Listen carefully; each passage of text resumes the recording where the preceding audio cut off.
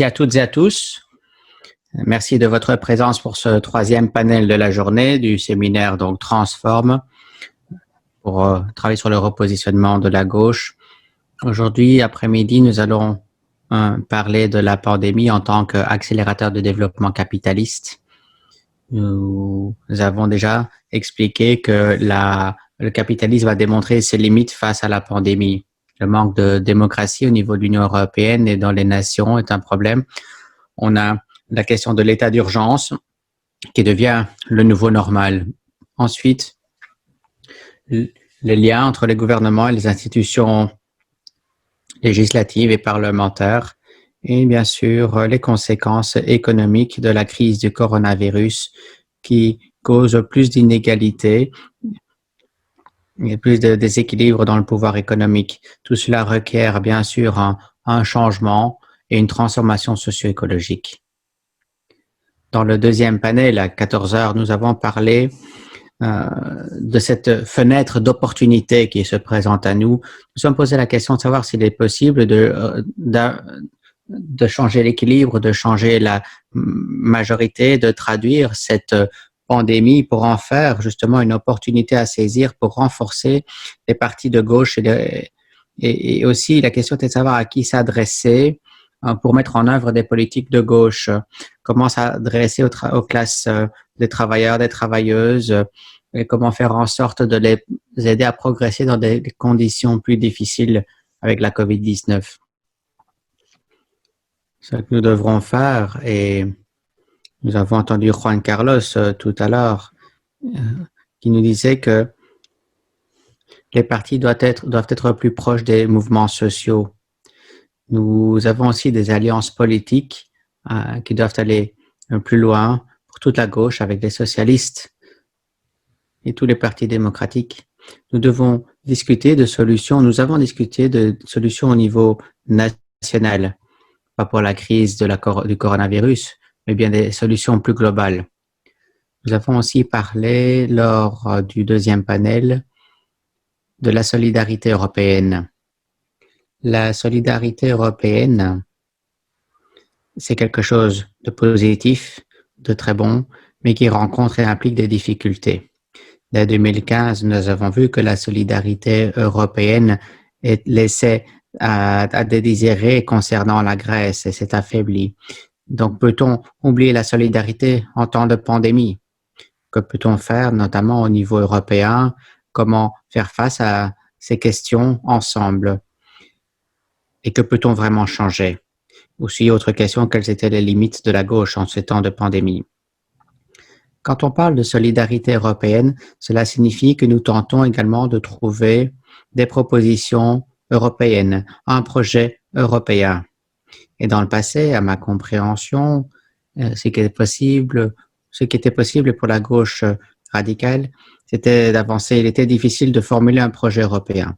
Et l'idée de ce panel, c'est-à-dire des initiatives collectives pour la gauche en Europe, eh bien, le point d'intervention, la question est de savoir ce qui est possible au niveau national, au niveau régional même, ce qui est possible, ce que l'on peut mettre en œuvre pour traduire tout cela dans des stratégies européennes fortes. C'est la raison pour laquelle nous vous avons invité à prendre la parole cet après-midi, mais aussi à écouter pour mieux comprendre la situation et faire en sorte que la gauche radicale soit plus forte pour qu'elle prenne la voie d'intervention plus concrète. Je suis très heureuse aujourd'hui de compter parmi nous pour cet événement Javier Moreno, professeur assistant de communication et chef de projet à la Fondation pour l'Europe des citoyens en Espagne donc. Nous avons parmi nous David Pestieux, vice-président du PTB en Belgique, Sophie Binet, co-secrétaire de la CGT, de l'UJT, l'UJCT, on y arrivera, désolé. Ensuite, nous avons aussi Patrice Leclerc, mais vous venez de Gennevilliers, c'est ça, si je ne m'abuse, Patrice, oui. Vous êtes membre du PCF, bien sûr, en France. Merci à toutes et à tous. Sophie, je vous donne directement la parole. Vous avez la parole. Vous pouvez partager votre écran. Bonjour à toutes et tous. Merci de la sollicitation. Donc, vous m'avez demandé d'intervenir pour présenter l'enquête que l'UGICT-CGT, donc la CGT des cadres et professions intermédiaires, a réalisée pendant le premier confinement, donc entre les mois d'avril et de mai, et qui a recueilli 35 000 réponses. Alors, attendez, j'ai un petit problème. Voilà. Cette enquête a recueilli près de 35 000 réponses et est donc l'enquête de référence sur la façon dont s'est passé le travail pendant le premier confinement.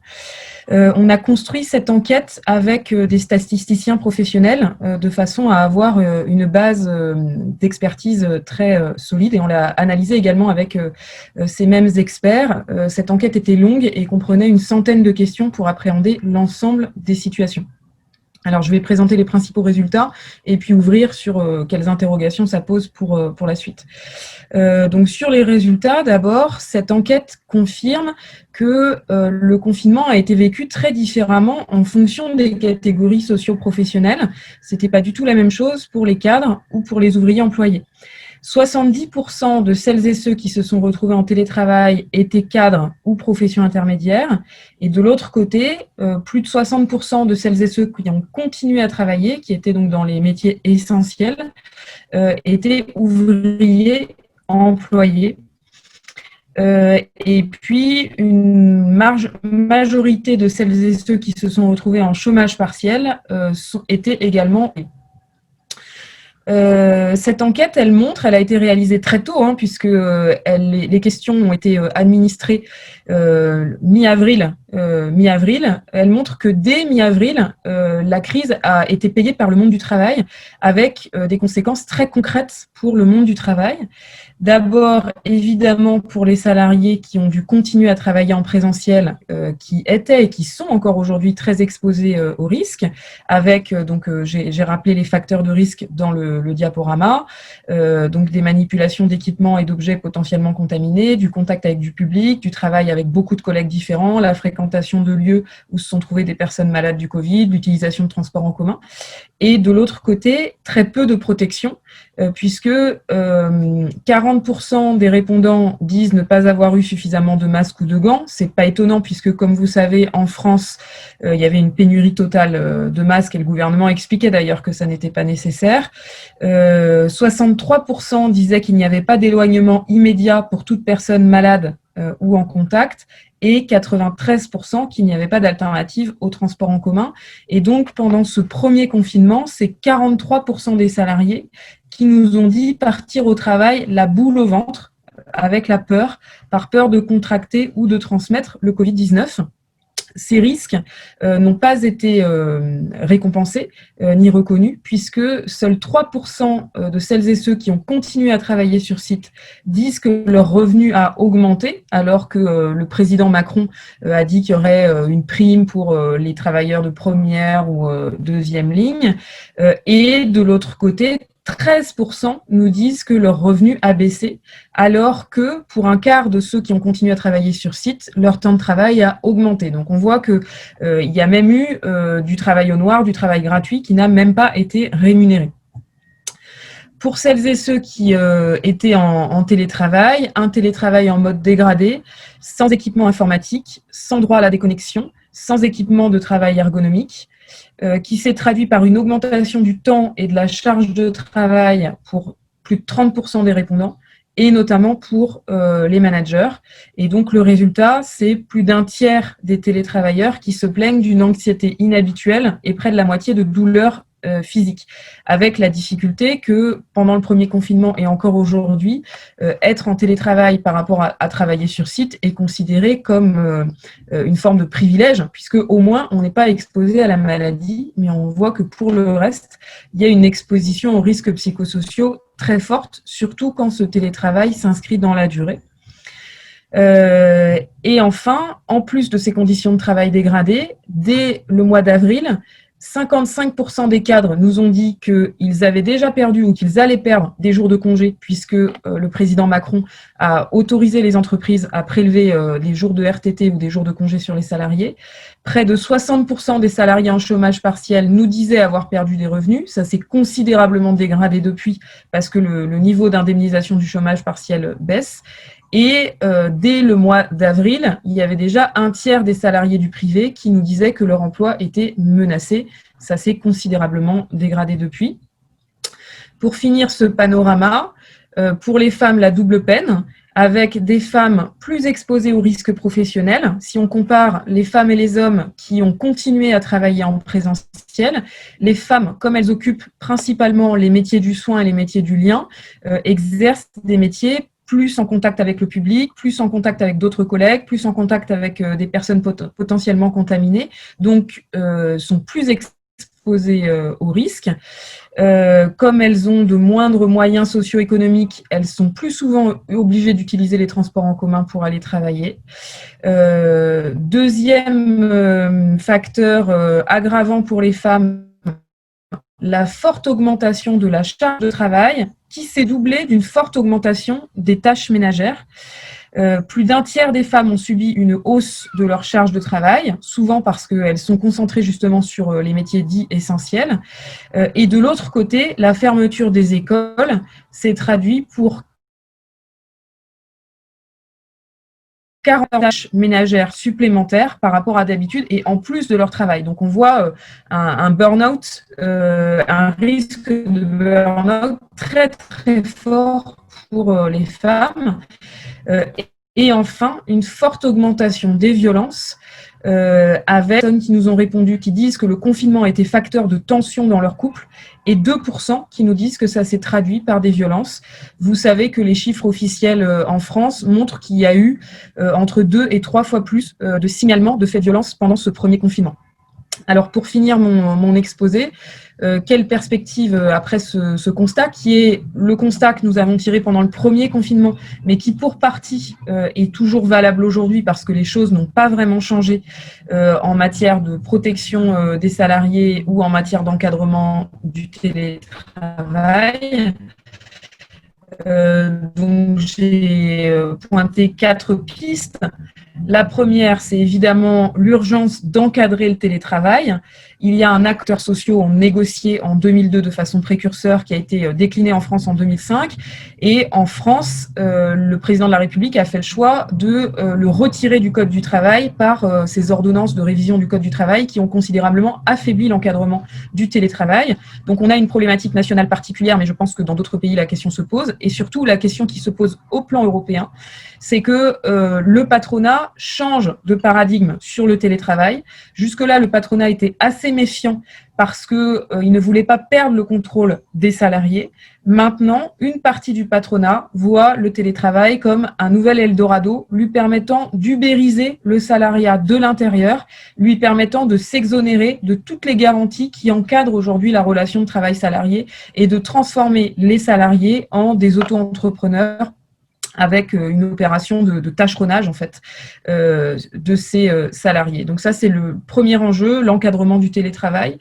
Deuxième enjeu, investir dans le secteur des soins et des liens, créer un grand service public, notamment de prise en charge des personnes dépendantes, que ce soit la petite enfance, les personnes âgées dépendantes ou les personnes handicapées, et par ce biais, revaloriser les métiers à prédominance féminine, puisque ce secteur est principalement occupé par des femmes, que c'est elles qui étaient en première ligne pendant le premier confinement, et qu'elles ont les salaires parmi les plus faibles, puisque leurs qualifications ne sont pas reconnues, au prétexte que quand on est femme, on sait naturellement prendre soin des autres, et que ça ne serait pas un savoir professionnel, une qualification. Donc cet investissement financier et collectif majeur, c'est un levier d'émancipation pour les femmes. D'abord parce que, on l'a vu avec le confinement, puisque ces activités se sont arrêtées, on a vu à quel point La prise en charge des personnes dépendantes est un levier pour émanciper les femmes parce que ça leur permet d'avoir moins de tâches ménagères. Et dans le sens, on voit que quand ça recule, il y a un effet massue très fort contre les femmes. Et le deuxième effet très bénéfique pour les femmes, c'est qu'investir dans ce secteur des soins et des liens, ça permettrait de revaloriser les métiers à prédominance féminine, d'augmenter les salaires, de sortir ces métiers de la précarité, de les professionnaliser, de sortir des tout petits temps partiels, etc. Troisième enjeu très important pour la suite, la relocalisation de l'industrie, bien évidemment d'un point de vue social, d'un point de vue environnemental, mais aussi d'un point de vue de souveraineté, et on l'a vu ne serait-ce que sur la production des masques. En France, Emmanuel Macron, dans des grands discours, nous a fait la promesse qu'il allait falloir changer de paradigme.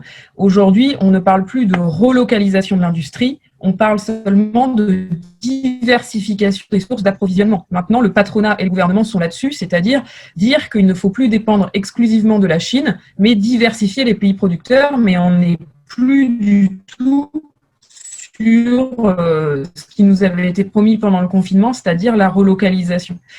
Et puis enfin, quatrième point, qui va payer la crise? On voit que c'est déjà les salariés qui ont commencé à la payer. En France et en Europe, ce qui a été asséné, c'est il faut sauver les vies quoi qu'il en coûte. Très bien, sauf qu'on sait, et 2008 l'a montré, que le quoi qu'il en coûte ne dure jamais très longtemps. En France, pour l'instant, ce qui est en train de se passer, c'est qu'une partie de la dette est transférée sur les comptes sociaux et sur l'assurance chômage et les retraites, et des voix commencent déjà à s'élever sur la nécessité de faire des réformes pour apurer la dette et faire, encore une fois, payer les travailleurs.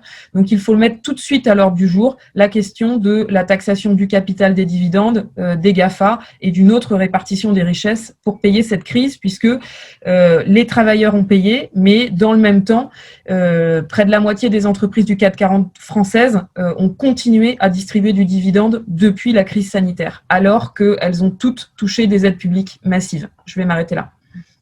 Je vous remercie.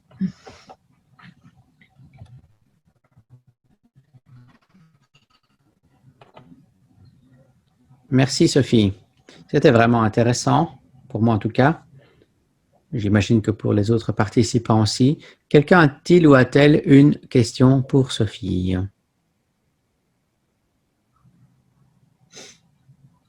Une question pour ma part, si vous le permettez.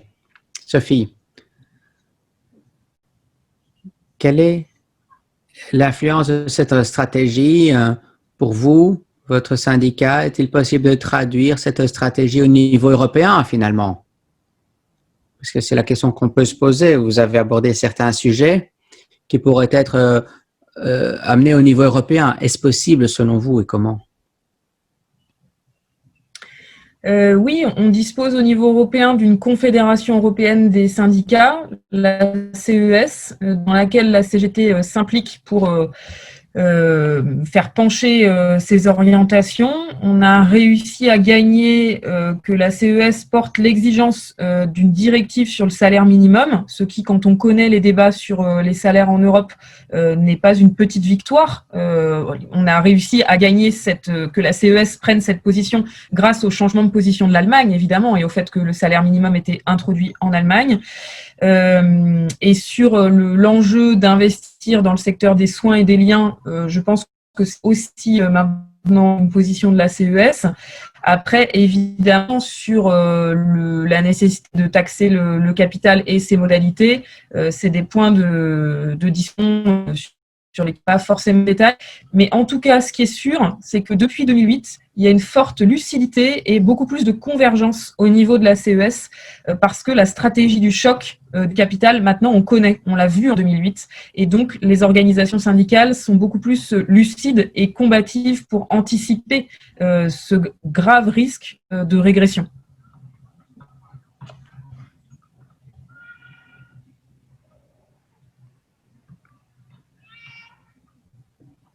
Eh bien, merci beaucoup. Merci beaucoup, Sophie. Nous étions très heureux de pouvoir vous compter parmi nous pour ce séminaire. Merci encore. Vous avez fait une très bonne présentation. Et vous êtes bien sûr libéré parce que vous avez une vie privée à côté de ceci. Je vous souhaite une excellente soirée. Restez en bonne santé et à bientôt, Sophie. nous donnons directement la parole à David Pestieux. Alors, David, lors du dernier panel, nous avons envisagé la possibilité pour la gauche politique, de changer cette situation.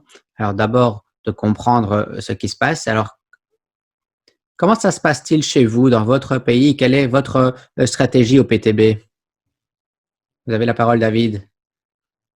De me donner la parole. La situation en Belgique, je pense, est similaire à beaucoup de pays européens qui sont maintenant frappés par la deuxième vague du corona. Et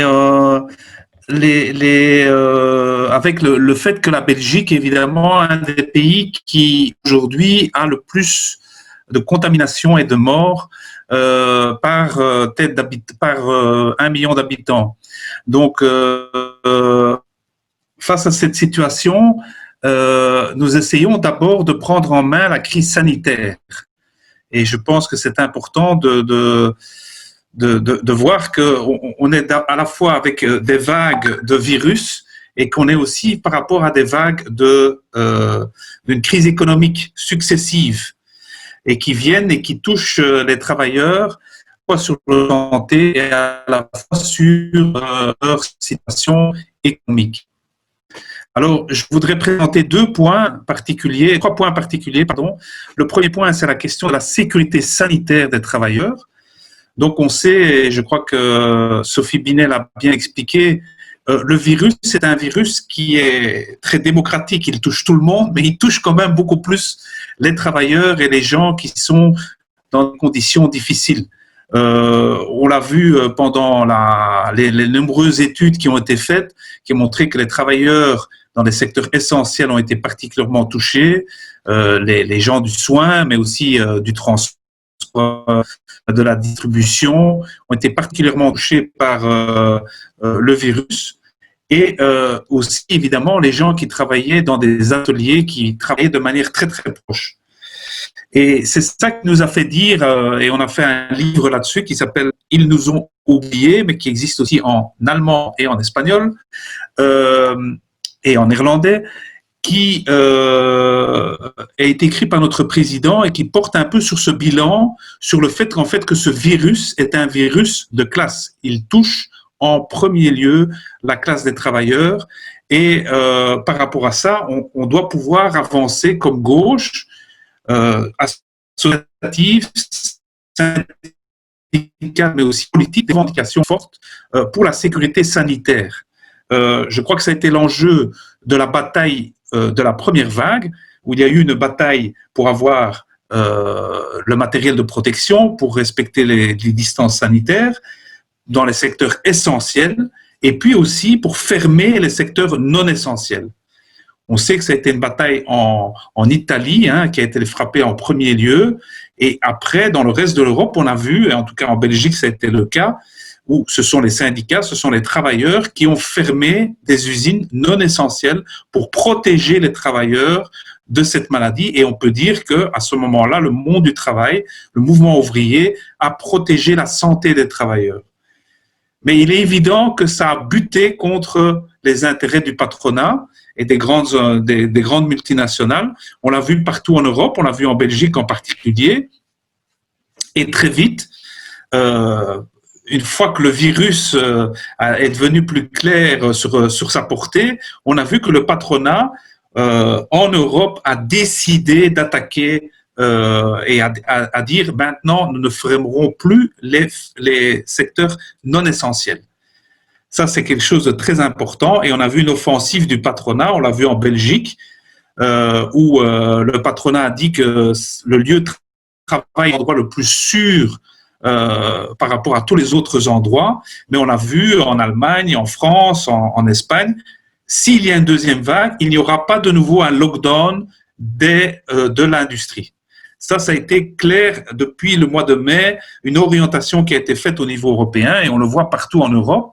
Et il y a eu une bataille, et la bataille de la deuxième vague aujourd'hui, c'est qu'aujourd'hui, il y a un lockdown qui est appliqué, où il y a des mesures de confinement qui sont appliquées dans pas mal de pays, mais leur caractéristique, c'est qu'elles touchent les loisirs, le café, les cinémas, mais en tout cas pour les entreprises, c'est la liberté totale. Donc on reprend et on impose que le travail soit fait dans plusieurs pays. On ne peut pas sortir de chez soi, sauf pour aller travailler.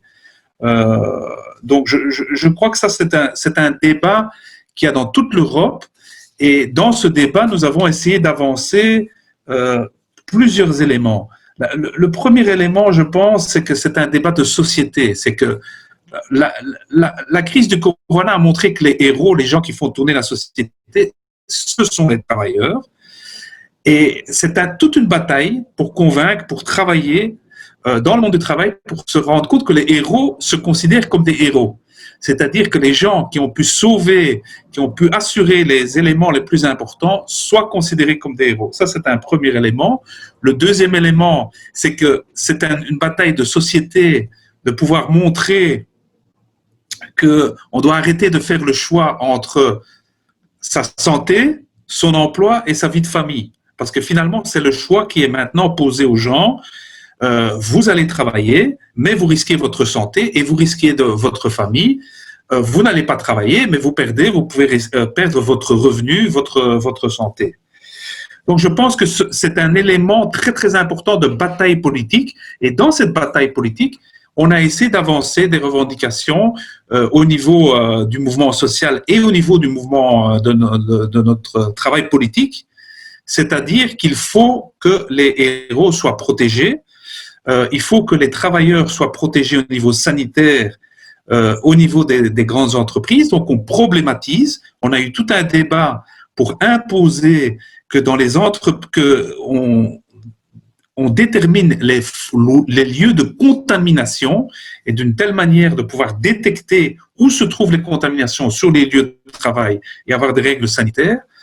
Et deuxièmement, de pouvoir avoir des revendications aussi qu'au moment où des gens sont malades, ils puissent être en quarantaine. Ils peuvent partir de leur travail sans risquer leur revenu ou la perte de leur travail. Et c'est pour ça que pour nous, c'est très important d'avancer la question de la garantie à 100% du salaire et le moratoire pour les licenciements. Parce que nous avons vu dans beaucoup de cas que des gens, parce qu'ils sont malades ou parce qu'ils veulent se mettre en quarantaine et protéger leurs collègues, sont licenciés parce qu'ils sont intérimaires. Et donc ça, c'est pas acceptable pour nous. Donc tout ça pour dire que le premier combat pour nous, c'est assurer la sécurité sanitaire des travailleurs et d'avancer des revendications fortes. Et il nous semble important de unir les travailleurs dans des moments de crise sanitaire parce qu'ils auront besoin de cette solidarité, de cette unité aussi pour affronter la vague des licenciements qui arrive par vague justement dans les entreprises et qui risque d'arriver en 2021. Et donc, je crois que cette combinaison-là, sécurité sanitaire, c'est le premier aspect très important. Le deuxième aspect très important pour nous, c'est que non seulement on veut assurer la bataille pour la santé dans les entreprises, mais aussi pour ce qui est présenté comme la solution aujourd'hui pour mettre fin à cette épidémie, c'est-à-dire la question du vaccin. Donc, c'est la protection par rapport à ce virus. Et là, nous butons évidemment sur un débat de société fondamental, c'est qu'aujourd'hui, la recherche, les subsides, les moyens qui sont mis pour chercher, pour trouver les solutions par rapport à son vaccin sont essentiellement publics, mais que la production, la commercialisation du vaccin ou des vaccins qui vont sortir sont dans les mains du privé. Et que donc, on est confronté à une question qu'on a eue à plusieurs reprises dans le passé, c'est-à-dire qu'on risque d'avoir quelque chose qui touche tout le monde, qui est démocratique, mais dont la solution est privatisée par des intérêts de multinationales. On a eu cette semaine le cas de Pfizer qui est venu avec son vaccin ou son projet de vaccin et qui a vu son cours de bourse décoller, son PDG vendre ses actions et s'enrichir pour des millions d'euros. Donc, on voit bien là qu'il y a des gens qui veulent profiter de la pandémie et donc il nous semble essentiel que Si on assure la sécurité sanitaire des travailleurs, ça c'est d'un côté, on doit pouvoir aussi offrir la solution sanitaire pour le monde du travail de manière accessible. Et donc c'est un débat de fond, c'est un débat de société.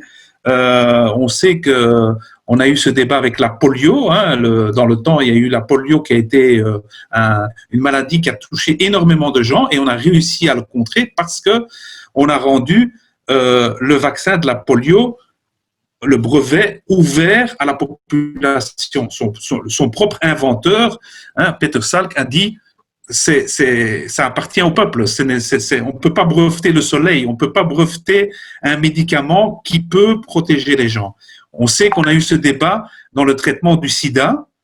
Il y a eu tout un débat dans le monde entier, en particulier en Afrique, pour avoir quelque chose d'accessible. Et donc, maintenant, on doit le faire aussi pour le Covid-19. Et c'est pour ça que nous soutenons et nous avons développé le soutien à l'initiative de Right to Cure. C'est-à-dire, c'est une initiative européenne qui est lancée depuis déjà quelques mois et qui va se transformer en une initiative citoyenne européenne dans quelques semaines, dont le but, c'est d'arriver à ce qu'il n'y ait pas de profit sur la pandémie, qu'on ait des licences contraignantes, c'est-à-dire que les pharmacies, les entreprises pharmaceutiques ne peuvent pas faire de profit sur la pandémie et qu'on ait un vrai accès sur ces médicaments. Donc pour nous, ça nous paraît évidemment essentiel. Et dernièrement, et là je rejoins, c'est le troisième point qui me paraît important par rapport à ce qui est en train de se passer dans l'immédiat, oui je termine, c'est la question de faire payer le capital. Ça a été évoqué par Sophie.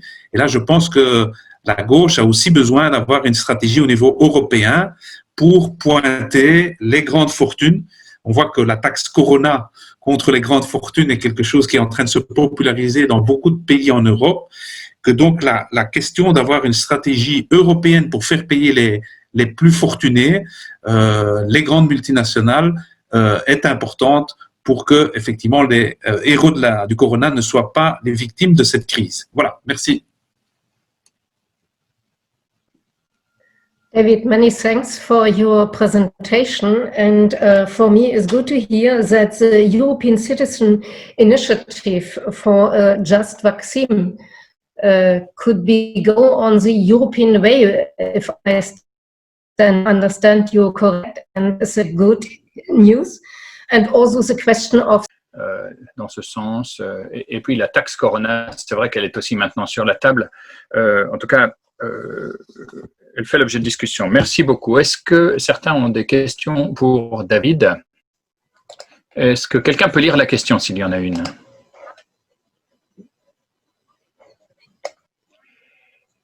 N'est-il pas aussi important de discuter d'un environnement de santé sain, tout aussi important que de discuter par exemple du salaire minimum? Peut-on imaginer que ce genre de questions soit résolu davantage au niveau international qu'au niveau national, et peut-on imaginer une sorte de salaire minimum qui serait valide dans toute l'Union européenne? Donc on a une partie des législations qui sont des législations nationales au niveau du droit du travail encore aujourd'hui, et que donc là, par exemple, ce que j'ai essayé d'avancer, la question du salaire garanti en cas de quarantaine, de la fin des licenciements, de l'arrêt des licenciements pendant la crise du Corona, ça me semble des revendications qui évidemment ont une portée nationale mais aussi européenne. Donc je crois aussi, et nous défendons aussi l'idée qu'il faut avoir un salaire européen minimum. On sait que les niveaux de salaire sont différents, donc on doit avoir une règle qui permette de garder des salaires qui sont en lien avec le niveau de vie. Mais je crois qu'effectivement, toute notre démarche, et je pense que j'ai essayé de l'expliquer dans mon exposé, c'est que le patronat européen, les grandes multinationales européennes ont une logique européenne et avancent des revendications européennes, que ce soit en matière de sanitaire, que ce soit en matière de fiscalité, que ce soit aujourd'hui en matière de relance. C'est un point qu'on n'a pas abordé, mais c'est clair que par rapport à ça, on doit avoir des stratégies qui sont dans une logique européenne. Donc nous, on a essayé chaque fois d'analyser, par exemple, la stratégie belge au niveau du patronat, mais de regarder ce qui se passe dans les autres pays. Et souvent, on voit que c'est exactement les mêmes arguments, avec 2 semaines de différence en fonction de l'évolution de la pandémie. Mais donc oui, on est évidemment pour des approches nationales et européennes et avancer des revendications européennes. Mais maintenant, notre combat au niveau européen qu'on pense très important de pouvoir réaliser, c'est cette initiative européenne sur le vaccin, parce que là, on doit le faire au niveau, on doit le faire au niveau européen. On n'a pas le choix et on doit pouvoir l'imposer. On sait que la Commission européenne vient, par exemple, de conclure un contrat avec Pfizer et que ce contrat est un contrat tout à fait opaque, où il n'y a pas on ne sait pas ce qu'il est derrière ce contrat, quelles sont les raisons, quels sont le coût. Et donc, c'est très, très important pour nous d'avoir cette démarche au niveau européen. Et j'invite tous les gens qui assistent aujourd'hui aussi à la discussion à rejoindre cette initiative right2cure.eu, mais aussi qui va s'élargir maintenant à une initiative citoyenne européenne dans quelques semaines. Merci beaucoup, David, pour cette contribution. Merci aussi pour cette réponse à la question. J'espère que vous allez pouvoir rester avec nous. Je voudrais donner la parole à Cataline, qui est dans l'obscurité et que nous n'entendons pas. Voilà. Me voici. Bonjour. Alors, tout ceci est un peu expérimental pour moi, mais je vous remercie donc de m'avoir invité à participer. Merci donc de me permettre d'être avec vous depuis Stuttgart. Je suis en fait assis dans un parc au milieu de Stuttgart, en chemin vers une autre conférence. Alors, je voudrais effectivement revenir sur la question du logement. Et je commencerai peut-être en réagissant peut-être à ce que certains, dont David, ont dit. C'est vrai que nous avons une perspective quant au coût de tout cela qui est assez similaire à celle qui a été présentée. Nous sommes face depuis les années 90 à ce que j'appelle une financiarisation du secteur du logement. Alors, je vais devoir couper ma webcam parce que mon téléphone est en train de... La batterie diminue, donc je vais gagner un peu de batterie en coupant donc l'image. Donc, nous voyons une financiarisation du secteur du logement ici. Évidemment, le secteur du logement est un marché très porteur pour les investisseurs et nous sommes ici confrontés à cette problématique, mais c'est, je crois, une problématique que l'on trouve partout dans le monde, avec de plus en plus aujourd'hui de coopération sur le marché du logement entre des acteurs institutionnels qui achètent du logement pour le revendre, avec bénéfice évidemment à la clé. Nous voyons une transformation en produit de ce bien public qu'est le logement. Nous voyons de plus en plus d'expulsions et d'impossibilité pour certains de trouver un logement. Et cela a déclenché ici une forte mobilisation, mais aussi ailleurs, je crois, une forte mobilisation des défenseurs du droit au logement. Depuis 15 ans, je crois que beaucoup d'initiatives ont été menées, vous les connaissez, grève du loyer, organisation en groupe de propriétaires. Il y a toujours eu ici en Allemagne une réglementation du logement et notamment des loyers et un système entre guillemets qui permettait de plafonner les loyers. Et cela existait, je vais le dire, en Allemagne de l'Ouest à l'époque, donc ce n'est pas une sorte de mesure communiste comme certains la qualifient. Cela date d'avant la chute du mur d'ailleurs. Et l'idée de cette réglementation, c'était de plafonner les logements pour que le coût du logement, pour que les gens puissent vivre, même en étant locataires. Aujourd'hui, c'est vrai que nous sommes confrontés à une situation qui est celle que j'ai décrite, financiarisation, politisation du secteur du logement, plus l'impact de la crise financière, plus l'impact des politiques d'austérité. Total de tout cela, eh bien, nous sommes dans la situation actuelle où, et j'ajoute les politiques fiscales également, notamment quand elles s'appliquent aux biens publics, entre guillemets, qui nous donnent cette situation aujourd'hui d'exclusion. Donc, ce qui est important quand on parle du logement, à mon avis, c'est aussi de parler des innovations, soi-disant en tout cas innovations technologiques. On parle de villes smart, intelligentes. On parle de plus en plus de cette nécessité d'intégrer des technologies numériques dans nos villes. Et tout cela crée, à mon avis, une sorte de nouvelle vision des villes qui ne sont plus simplement des villes, mais qui sont des sortes de plateformes technologiques. Construites, oui, avec voilà, du bâtiment, mais aussi avec une dimension sociale qui est en train parfois d'être perdue. Je crois que les géants technologiques aujourd'hui, les grandes sociétés que vous connaissez, IBM, Cisco, Google, sont en train de s'implanter dans nos villes en tant qu'investisseurs. Elles font de la gestion de projets, elles développent de nouveaux quartiers et cela est un problème. Pourquoi? Parce que nous sommes face aujourd'hui à un fossé social qui est en train de se creuser avec des quartiers de plus en plus numériques et d'autres à la traîne. Ajoutez à cela des phénomènes comme Airbnb. Alors, je sais que c'est un phénomène qui existe notamment dans les villes les plus touristiques, mais nous sommes face réellement à une nouvelle donne. Et ces plateformes, aujourd'hui, d'une certaine manière, prennent le contrôle du marché du logement dans nos villes. Et on voit d'ailleurs que la Commission européenne, avec Mme von der Leyen, travaille beaucoup sur la loi sur les services numériques.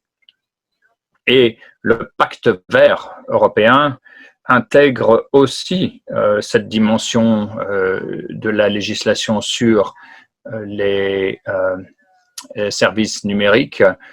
Et justement, Mme von der Leyen, clairement, veut ouvrir la porte encore plus grand à ces plateformes numériques pour qu'elles prennent encore davantage le contrôle et transforment en produits vendables, commercialisables, le logement. Alors moi, je suis évidemment basé à Berlin, je connais la ville, nous avons ici un système assez particulier qui permet encore dans la ville de Berlin de réguler et de plafonner les logements, le prix donc du logement, pour environ 1 500 000 Berlinois. Et je crois que, alors je calcule, grâce à ce système, les Berlinois ont la possibilité de dépenser 3 milliards d'euros à autre chose que le logement. Donc en plafonnant les loyers et en gelant aussi l'augmentation des loyers, c'est le cas maintenant, jusqu'en 2040, pour une partie du parc immobilier, les loyers sont gelés. Nous avons donc aussi ce plafond qui a été fixé. Si vous déménagez, par exemple, d'un logement à un autre, l'ancien logement que vous libérez sera donc remis sur le marché, mais sans augmentation du loyer. Et nous avons aussi la possibilité, dans certains cas, de réduire le montant du loyer, de manière à ce que personne ne paye davantage que 120% du prix officiel qui est fixé pour certains quartiers. Donc, on ne peut pas, dans certains cas, se retrouver obligé de payer beaucoup plus que ce que l'on devrait payer. Donc, nous avons cette législation aujourd'hui qui est en place à Berlin. Nous sommes très heureux de cela et très heureux de pouvoir en parler aussi. Et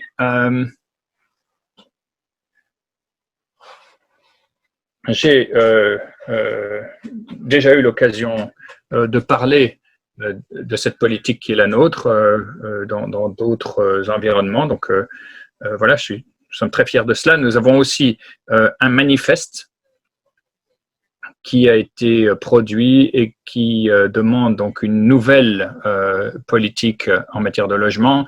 Et on insiste là surtout sur la nécessité d'interdire, par exemple, toutes les expulsions. Voilà donc les choses très concrètes que nous faisons. Je m'arrête là. Merci beaucoup.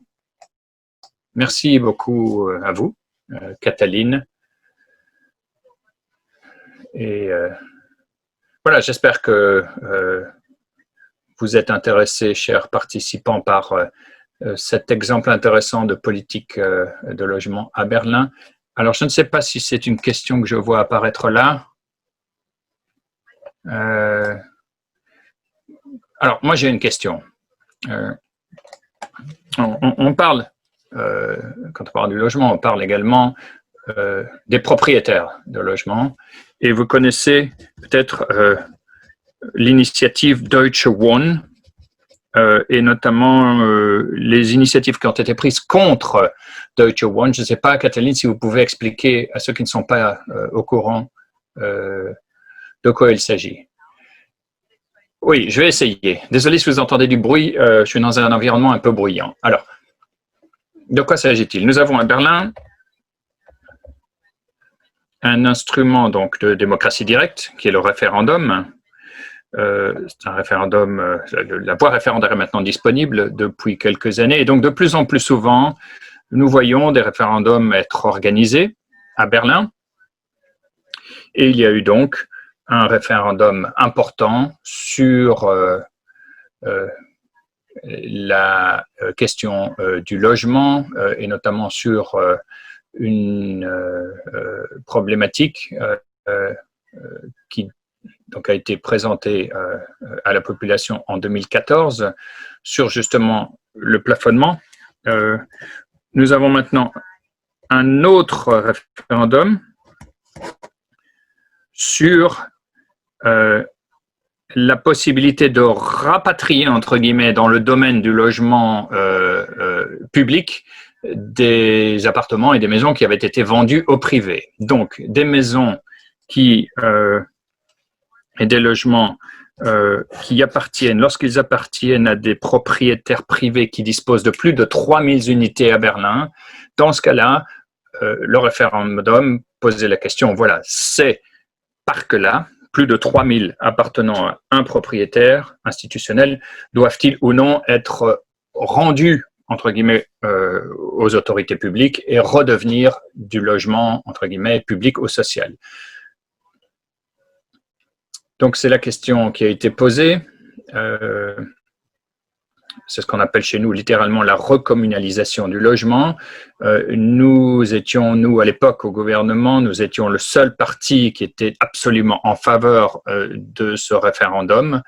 Et nous ne savons pas aujourd'hui si ce référendum réellement va avoir lieu ou pas. Mais ce qui est intéressant, c'est que l'initiative vient de la société. Et nous allons donc faire le maximum pour que ce référendum ait lieu, pour que l'on puisse trouver en tout cas une solution à ce problème. Nous avons trouvé une idée pour en tout cas financer la recommunalisation. Je ne peux pas l'expliquer ici, c'est complexe, mais si vous avez des questions concrètes sur tout cela, n'hésitez pas à me les envoyer, j'y répondrai donc par email s'il vous plaît, j'y répondrai par la suite avec plaisir. Et voilà, je suis en mesure de répondre à des questions plus détaillées, notamment sur le financement de ces mesures. Merci. J'ai vu, Barbara, si je me trompe, une question.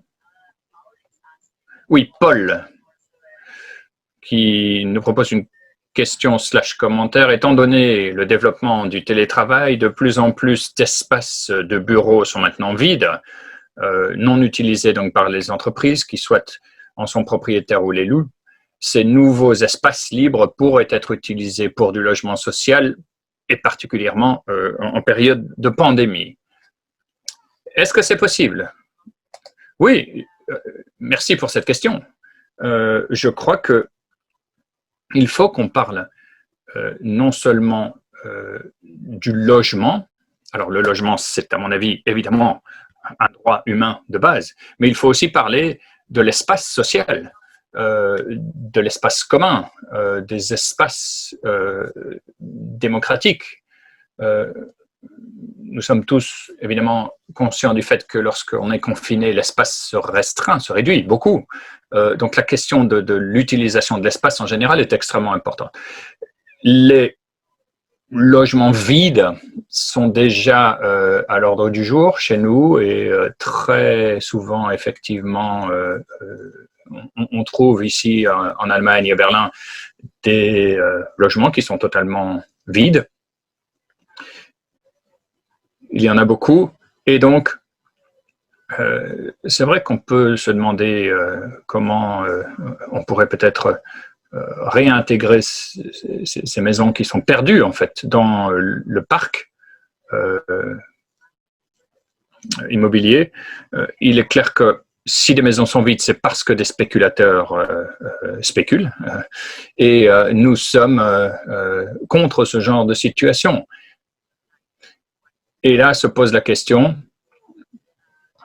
très clairement de savoir comment faire pour récupérer tous ces espaces qui sont abandonnés. Là, cela fait intervenir, entre guillemets, ou cela exige une réponse de la part des autorités, des services urbanistiques. Pour que quelque chose avance à ce niveau-là, il faut que les gens au pouvoir, entre guillemets, souhaitent faire quelque chose. Et c'est là le problème. C'est là que le bas blesse, parce que trop souvent, les autorités locales et les responsables aux affaires n'ont pas vraiment envie, entre guillemets, que cela change et ne sont pas prêts à reprendre à ces spéculateurs des logements vides qui pourraient être mis à disposition de ceux qui cherchent du logement. Merci Cataline pour cette contribution. Merci pour vos réponses à nos questions. Je crois et j'espère que la discussion se poursuivra avec vous. J'espère que l'an prochain, nous aurons la possibilité peut-être de réunir toute une série de personnes issues de différentes villes et de parler de ces problématiques qui sont communes. J'en arrive maintenant à l'exemple suivant, entre guillemets, un exemple de ce qui se passe au niveau régional. Et nous avons avec nous le maire de Gennevilliers, Patrice Leclerc. Très heureux, Monsieur Leclerc, que vous soyez avec nous. Félicitations pour le résultat aux élections, aux dernières élections. Si je ne me trompe, 60%, ce qui est un très bon résultat pour vous et pour votre parti. Voilà, je suis très intéressé par la description que vous allez faire de ce qu'un maire peut faire dans sa ville. Vous avez la parole, monsieur. Bien, merci. Bonsoir à toutes et tous. Pour contribuer à ce débat, je pense que les enjeux environnementaux, sociaux, économiques, politiques devraient engager les forces progressistes à investir l'idée d'inventer ce que j'appelle un nouvel art de vivre populaire. Et donc, je vais suggérer 4 idées dans ce débat. Première idée, je considère comme un enjeu idéologique, politique au plan local, national, européen et voire mondial, la question de la dignité. Dans une ville comme Gennevilliers, qui est une ville qui touche Paris, ou Paris touche Gennevilliers, une ville avec une population pauvre et une tradition d'accueil de populations immigrées importante, la population subit au moins 2 humiliations. La première, c'est une humiliation de classe. Elle serait responsable de la malvie parce qu'elle est populaire. Elle doit être invisible et le gouvernement fait tout pour la rendre invisible en la faisant disparaître des discours politiques. Parfois même nos formations politiques progressistes font disparaître ces couches-là.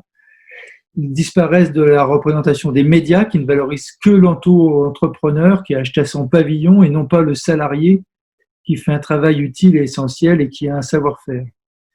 La deuxième humiliation est liée, avant c'était au racisme, et maintenant à une islamophobie revendiquée qui se développe d'ailleurs en France, qui pousse au repli sur soi, empêche la fierté d'être ce que l'on est pour s'ouvrir aux autres et au monde.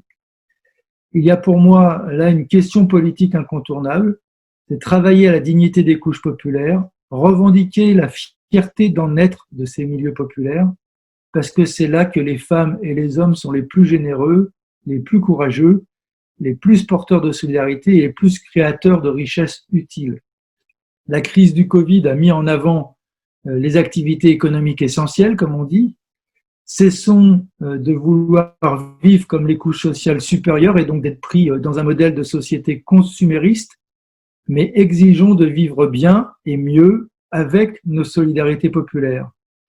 Ça m'amène d'ailleurs à cette idée, ne rêvons pas à la réussite de nos enfants, mais à leur émancipation, et aux toutes et tous ingénieurs, préférons qu'ils fassent des études pour avoir le choix et pouvoir décider, pourquoi pas, d'être ouvriers comme leur père pour la beauté du savoir-faire en exigeant de meilleures conditions de travail et de revenus.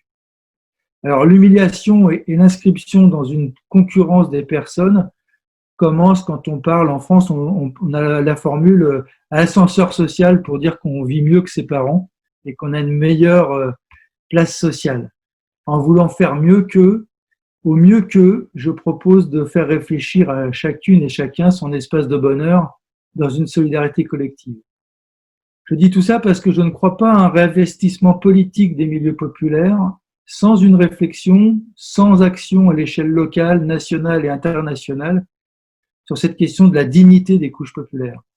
C'est aussi indispensable si l'on veut solidariser celles et ceux qui se reconnaissent dans ce vocable de couche moyenne qui n'a aucune signification politique, mais les gens se reconnaissent dedans. Donc de trouver à solidariser ceux qui se reconnaissent comme couche moyenne avec les couches populaires. Ils ou elles ont les mêmes intérêts, il faut qu'ils en prennent conscience pour reconstruire une conscience de classe, et c'est indispensable dans ce cadre-là d'afficher le refus de parvenir, qui est plutôt une notion anarchiste plus que communiste dans l'histoire du 19e siècle.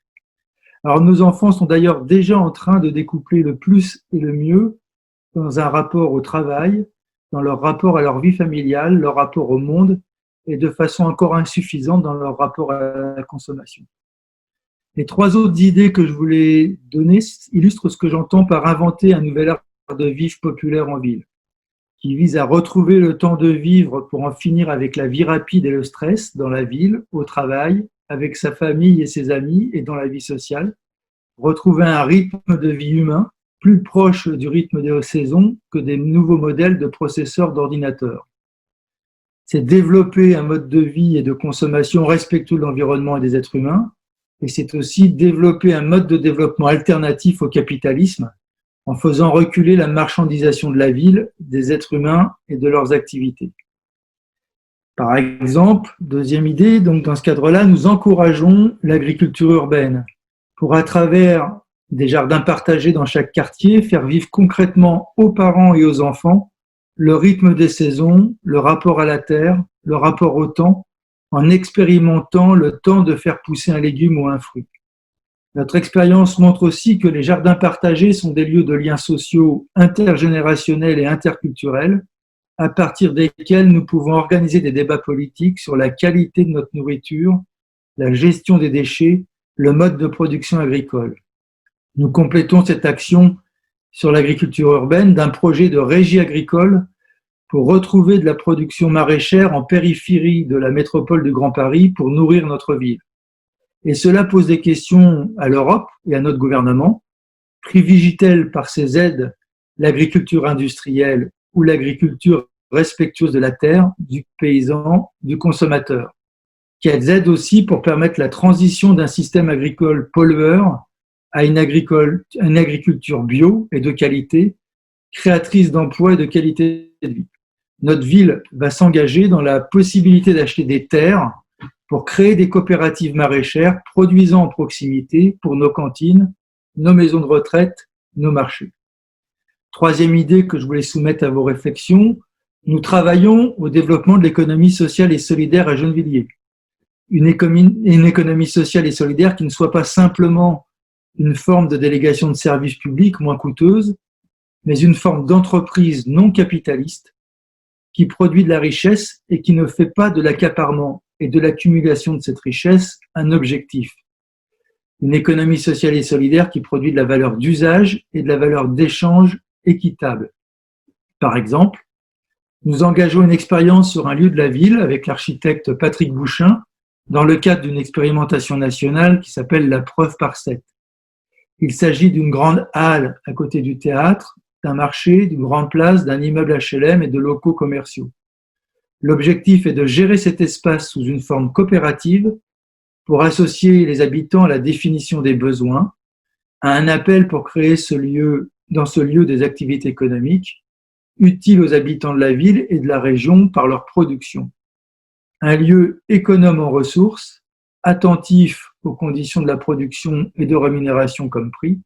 Bref, il s'agit dans ce lieu d'essayer de produire de la valeur autrement. Et ce qu'il y a d'intéressant avec ce projet, c'est ce que nous voulons expérimenter deux choses. Être meilleur que le marché, créer dans cette halle des Grésillons, c'est le nom du quartier, des activités économiques et sociales durables, alors que le marché n'arrive pas à proposer autre chose que de la spéculation immobilière. Deuxième chose, faire le pari de la frugalité heureuse.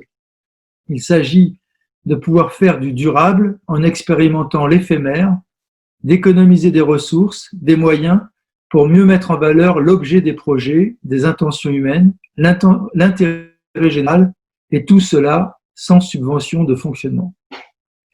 La quatrième idée que je voulais soumettre à notre réflexion, je rejoins là les préoccupations exposées par Cataline sur le logement. Pour nous, notre expérience sur le logement social est un enjeu pour répondre aux enjeux du droit à la ville et de la démarchandisation du logement. Dans la métropole du Grand Paris, il y a 450 000 demandeurs de logement pour 45 000 logements attribuables par an. Si on divise, cela fait une moyenne de 10 ans d'attente pour avoir un logement, ce qui est insupportable. Et cela a aussi plusieurs conséquences. Chasser les couches moyennes et populaires de la métropole du Grand Paris, rendre impossible le relogement dans de bonnes conditions des femmes battues, par exemple, des personnes qui se séparent, des SDF. Cela fait monter le prix des loyers dans le privé et alimente ce qu'on appelle les marchands de sommeil, celles et ceux qui louent à des très très chers des logements insalubres. Cela éloigne les habitants de leur lieu de travail, d'où la pollution et la surpopulation dans les transports en commun. Et ça rend la vie insupportable pour des familles nombreuses qui se retrouvent dans des petits logements. Le seul moyen de notre métropole de lutter contre une gentrification qui chasse les couches moyennes et les couches populaires, c'est de construire du logement social pour répondre à la demande. Alors là, il y a une bataille idéologique à mener en France, mais aussi au niveau européen certainement, que nous avons perdu comme force progressiste pour l'instant, sur l'idée que le logement social, ce n'est pas réservé aux cas sociaux, mais que c'est un service public assurant le droit au logement pour toutes et tous. Dans les critères actuels en France, 70% de la population d'Île-de-France est éligible au logement social. Ces 70% sont composés de personnes aux revenus modestes, les infirmiers et infirmières, les employés de mairie ou de préfecture, les ouvriers et ouvrières, les jeunes étudiants, les jeunes cadres, bref, ce que j'appelle la France normale. À Gennevilliers, il y a 66% de logements sociaux, dont 80% sont gérés par notre coopérative HLM. C'est un atout pour peser sur le prix des loyers dans le privé, pour faire baisser le prix de l'immobilier. C'est le seul moyen efficace qui permet d'éviter la gentrification de la ville par l'exclusion des couches populaires et moyennes. C'est un outil réel pour le droit à la ville. Alors certainement que pour répondre aux besoins et développer l'emploi non délocalisable, construire avec des matériaux biosourcés et pour faire des économies d'énergie, il faut à l'échelle nationale et peut-être européenne développer ce que l'on appelle ici l'aide à la pierre, c'est-à-dire l'aide financière à la construction de logements sociaux. Ça permet de faire baisser les prix des loyers. Et plutôt que de mettre de l'argent dans des déductions fiscales favorisant la spéculation immobilière, l'Europe et la France pourraient transférer ces crédits sur la construction de logements sociaux. Nous agissons aussi pour relever les plafonds d'accès au logement social, pour permettre sa diversification sociale et faire de celui-ci un vrai outil du droit au logement pour toutes et tous. Alors, les expériences sont diverses à l'échelle européenne en matière de logement. On n'a pas tous et toutes les mêmes systèmes, mais partout, la marchandisation est à l'œuvre et mériterait une contre-offensive des mouvements progressistes. Et je crois que ça, ce serait un enjeu à développer dans notre continent. Voilà, je m'en arrête là sur ma présentation. Merci. Des questions? Non? Une question pour ma part. Alors, je sais que ce genre de situation se présente aussi à Copenhague. Avec cette alliance de gauche, de vert aussi promeut ce genre de projet. Et peut-être devrait-on chercher une nouvelle sorte de mise en réseau, une approche qui serait utile pour nous, pour voir quel type d'alliance sociale serait possible et envisageable. Alors, qui a des partenaires? Et voilà, qui a la même approche pour avoir ce genre d'approche pour l'emploi, par exemple? Oui, tout à fait. Il peut y avoir beaucoup d'actions menées à l'échelle européenne en partant même de nos expériences nationales.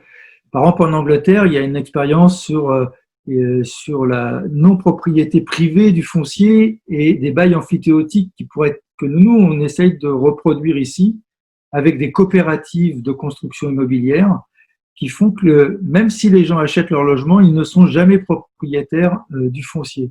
Cela permet de faire, ça n'empêche pas totalement, mais cela diminue la spéculation immobilière. Il y a toute cette question aussi je prends toujours l'Angleterre, mais beaucoup de pays, et la France reproduit cette erreur, était de vendre les logements sociaux. Et aujourd'hui, ce sont devenus des logements qui se sont dégradés et les collectivités locales ont été obligées de les racheter. Et la question du logement public est peut-être une question qu'on pourrait porter à l'échelle européenne pour faire du droit faire baisser le coût du logement, pour faire du logement un lieu de construction de très bonne qualité avec des matériaux biosourcés. Et donc, on pourrait à Copenhague avoir ces expériences-là, toutes les économies d'énergie à produire, et en même temps développer de l'emploi local, évidemment, qui serait utile, puisque ça, c'est quelque chose qui n'est pas délocalisable. On construit des logements dans nos pays, et donc ça nécessite de produire une filière du bâtiment. Peut-être, pourquoi pas, des coopératives pour sortir aussi la construction d'une filière capitaliste. Merci beaucoup, Patrice. Merci beaucoup pour cette présentation et vos commentaires suite à ma question. Barbara, vous avez peut-être encore une question pour Patrice? Non, semble-t-il. Oui, si, il y a une question. Manuel pose une question. La population est-elle pour le rachat du logement privé par les municipalités? Et ensuite, quelle est la position des socialistes et des Verts, ainsi qu'à Berlin, sur ces politiques en matière de logement? Peut-on promouvoir cela au Parlement européen? Une action conjointe est-elle envisageable au niveau des institutions et du Parlement européen? Oui, Kathleen, tu as entendu cette question, j'imagine. Je te donne bien sûr la possibilité d'y répondre. Patrice, tu as la parole pour répondre en premier. Merci. Sur les populations, est-ce qu'elles sont prêtes à racheter, sont d'accord avec notre position? Is the population fine with that proposal? Je l'ai déjà dit, on a perdu une bataille idéologique, y compris les personnes qui habitent dans du logement social appartenant à la commune, parfois disent qu'on en fait trop, puisqu'ils ont intégré l'idée qu'ils sont, comme couche populaire, responsables. C'est un combat idéologique qu'il faut reprendre dans notre pays pour pouvoir revaloriser la place du logement social et faire que ce soit une revendication populaire que cette construction. Mon propre parti ne porte pas totalement ce que je viens de dire comme idée sur le niveau de logements sociaux qu'il faut avoir. Il développe l'idée qu'il faut développer du logement social, mais par exemple, pense qu'il ne faut pas dépasser les 50%. Nous, à Gennevilliers, nous avons 66% de logement social. Les Verts et le Parti socialiste français sont dans cette bataille idéologique libérale assez influencés sur l'idée qu'il ne faut pas trop faire de logement social. Par contre, le Parti communiste, les Verts et le Parti socialiste sont pour en faire un peu et le préconisent comme une solution pour le relogement des habitants de la métropole de Grand Paris. Mais ils sont plus sur l'idée il faut que toutes les villes en construisent un peu.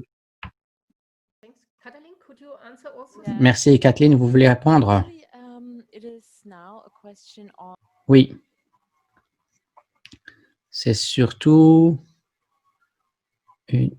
la question de la gestion en public qui est sur la table pour le gérer comme un bien public, un bien partagé. En Allemagne, en fait, la loi a changé ces 30 dernières années. Et donc, à Berlin, il n'est plus simple de gérer un parc immobilier. Le marché, si vous voulez, a une économie commune. Donc, nous devons faire voter une loi au gouvernement fédéral, au Bundestag, comme on l'appelle, au Parlement. Donc, les Verts sont de notre côté sur cette question, sur cette nouvelle réglementation sur la base conjointe du marché immobilier. Mais les sociodémocrates, eux, sont pas très clairs sur la question. Donc, si on arrive au niveau européen, ben là, on se retrouve avec une idée très intéressante qui vient d'un Vert au Parlement européen. Je me souviens plus de son nom, c'est une femme. Alors,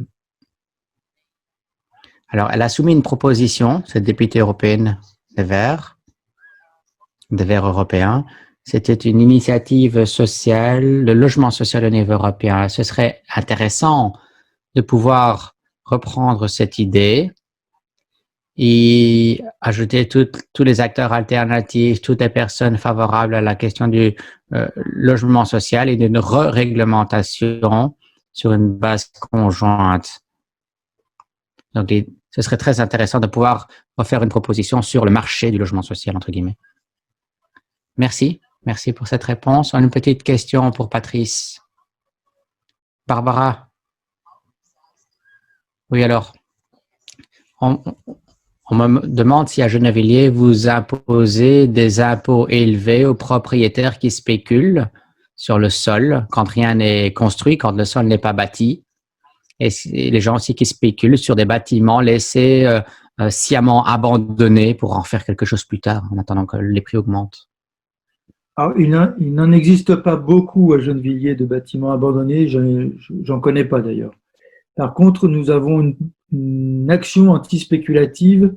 La ville rachète tout ce que l'on peut acheter à chaque fois que c'est en vente par le privé, soit pour développer des projets locaux, soit pour empêcher justement qu'il y ait une dérive dans l'utilisation de ces locaux. Donc, soit il y a un accord avec la personne qui rachète pour qu'il y ait nouvelle location ou transformation pour louer. S'il n'y a pas d'accord, la ville fait ce qu'on appelle un droit de préemption, c'est-à-dire achète au prix fixé par les impôts. Par contre, nous n'avons pas forcément de très fort... on ne peut pas fixer de taxes. La loi ne nous permettrait pas de fixer des taxes sur celles et ceux qui ne louent pas leur logement. Merci Patrice, merci Kathleen aussi pour vos réponses et vos présentations. Déborah, est-ce que vous pouvez prendre la parole, Déborah? Allumez votre caméra. Bonjour Déborah, directrice de programmes internationaux au Centre de recherche et de coordination sur la politique et l'économie du mouvement Notre monde n'est pas à vendre. Quel slogan quand même, hein? Alors que cela signifie-t-il dans notre environnement concret, dans nos discussions? Notre monde n'est pas à vendre. Comment pouvez-vous réagir à tout ce qu'on vient d'entendre? Je sais que vous avez beaucoup travaillé sur le numérique, le rôle du numérique. Et c'était vrai que ce n'est pas vraiment un sujet aujourd'hui. On s'est beaucoup concentré sur la pandémie aujourd'hui, certes, mais c'est clair pour tout le monde. Quand on parle de période post-pandémique, de système post-capitaliste, eh bien, c'est vrai que nous devrons remettre sur la table la question du numérique. Je pense que c'était Paulo Ferrero cet après-midi qui nous a déjà parlé d'isolement et au travail à distance pour les travailleurs numériques. L'isolement, les difficultés rencontrées, alors qu'il s'agit d'organiser ces personnes dans un collectif, puisque ces personnes sont isolées. Voilà, c'était un des rares sujets mis sur la table. Alors, quel est votre avis sur tout ce que vous venez d'entendre?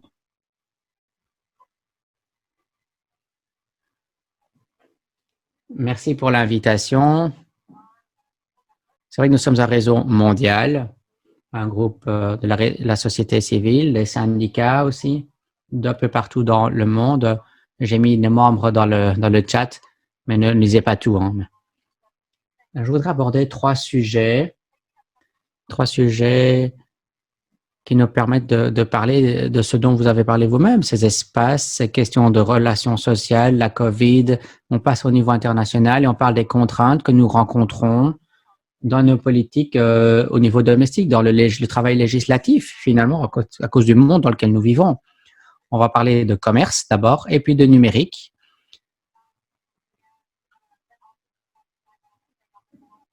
Et ensuite, la réponse mondiale à la COVID, surtout dans les pays en développement. Et puis, finalement, je vais mettre pas mal de liens dans le chat. Il y aura des liens qui pointent vers des sites en anglais, mais vous en aurez qui seront disponibles en espagnol et en anglais, en français, les trois langues. Alors, le commerce. Bien, nous sommes toutes et tous d'accord pour dire que l'on donne un trop grand rôle aux entreprises et au secteur privé dans notre société.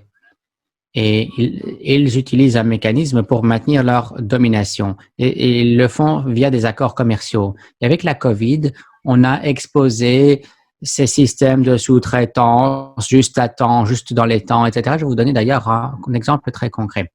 En Europe, il y avait des plans anti-pandémie avant la COVID-19 pour l'achat de matériel de protection. Il y avait des stocks et on a détruit les stocks qui étaient périmés. Ils n'ont pas été remplacés. Ils ont dit, bon, on a des réserves, on peut commander. Mais ça, c'était des contrats pour acheter les matériels de production à l'étranger. Ils n'avaient pas de vrais stocks.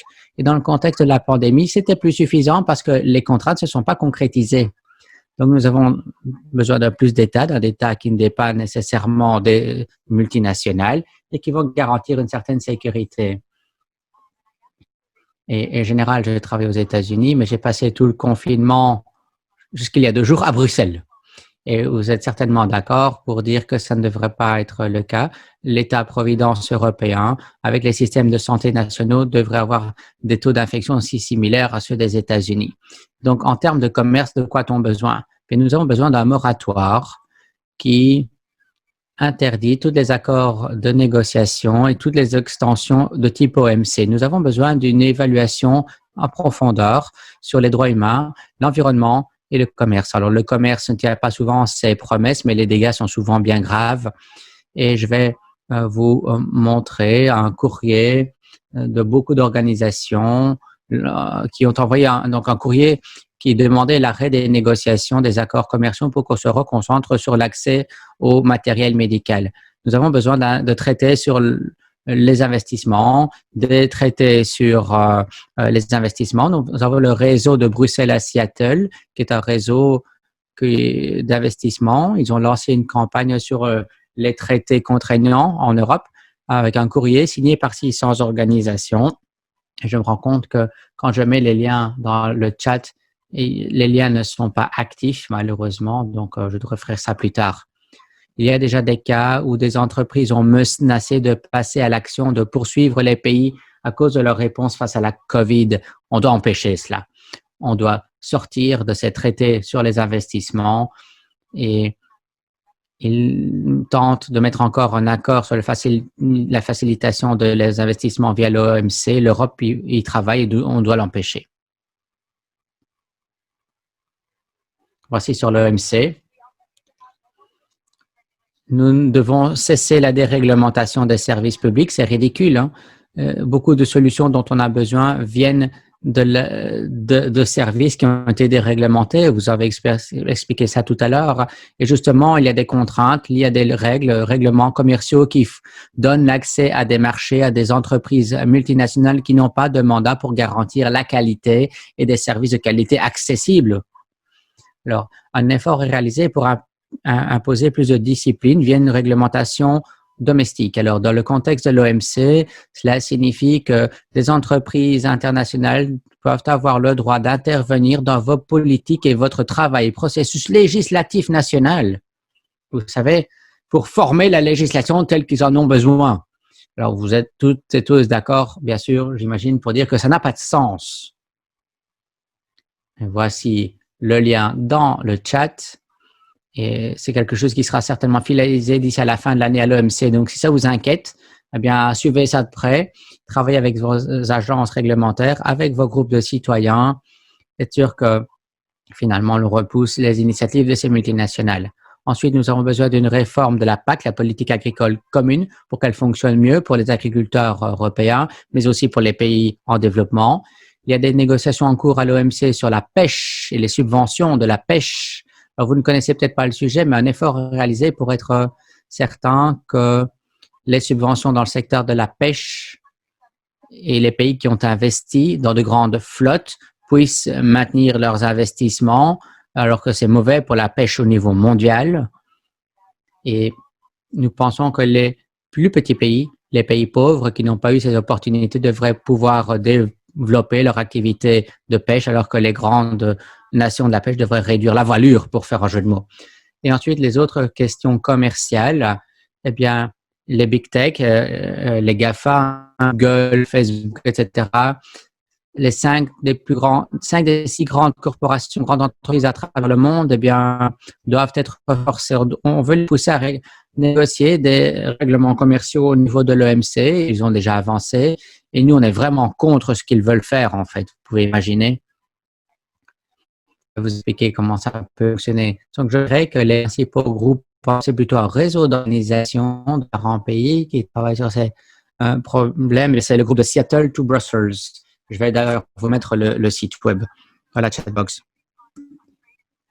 Donc, ce sont quelques points sur le commerce en général. Et si on parle du numérique maintenant, eh bien, il y a chevauchement, certes, mais ça reste quand même différent.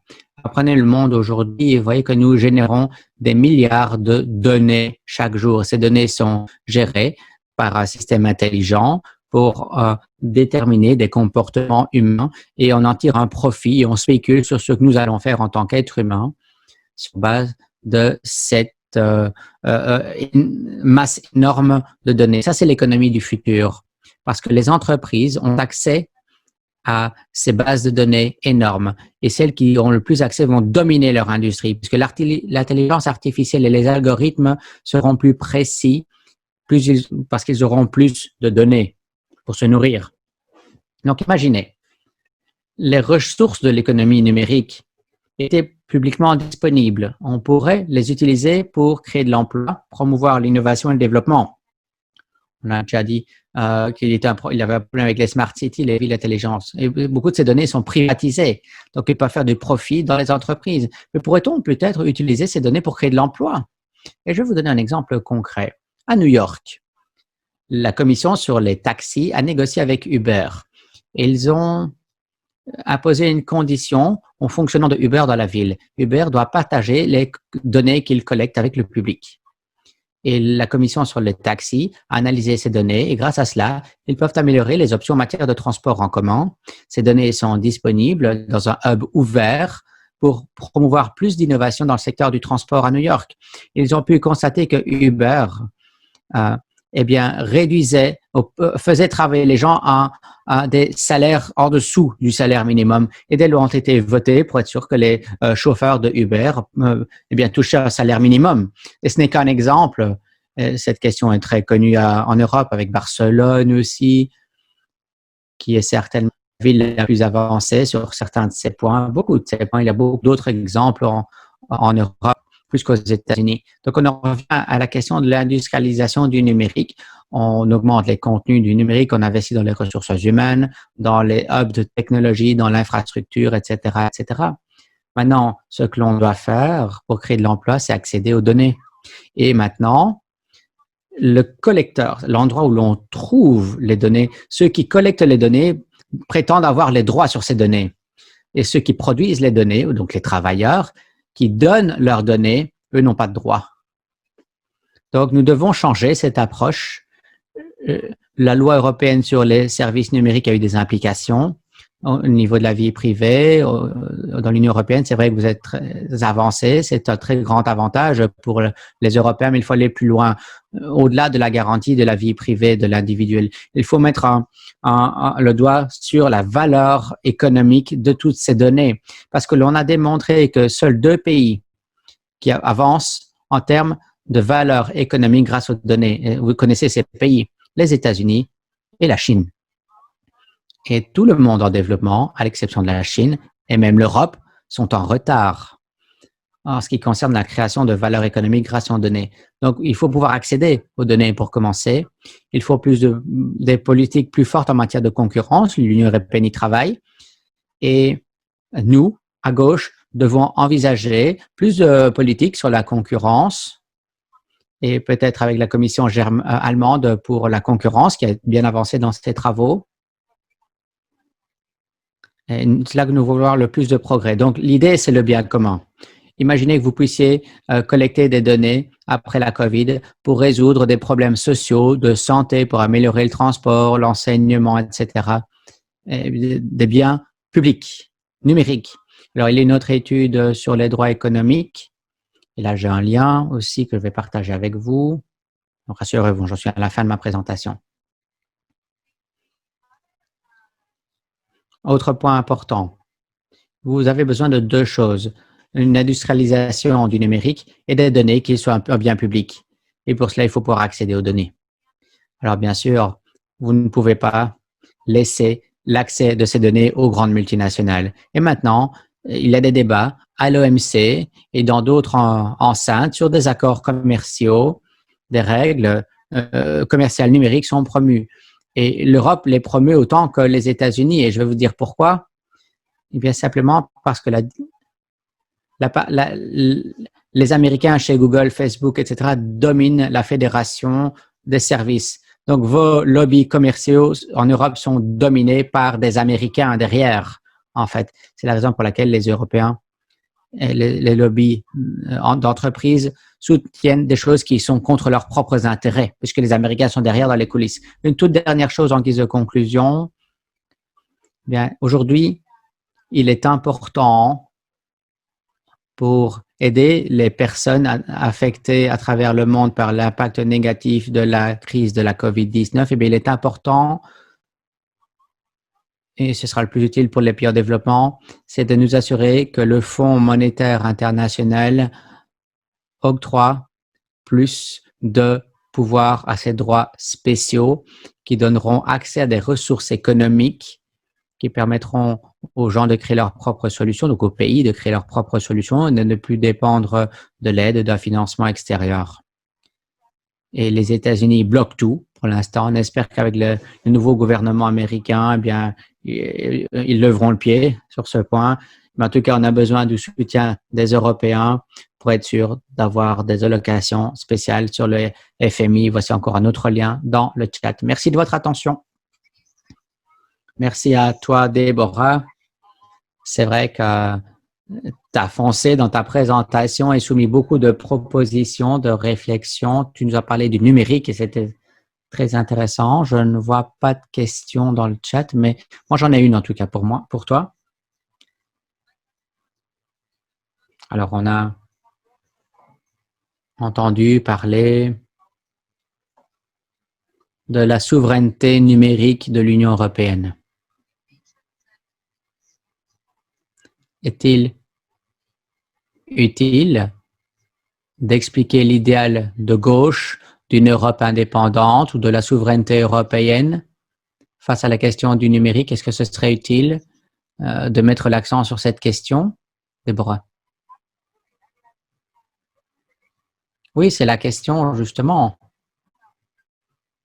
Si on pense à la souveraineté européenne, la souveraineté numérique, il faut savoir si ce sera la souveraineté pour quelques multinationales européennes ou la souveraineté pour eh bien, la filiale européenne d'une grande multinationale américaine active en Europe.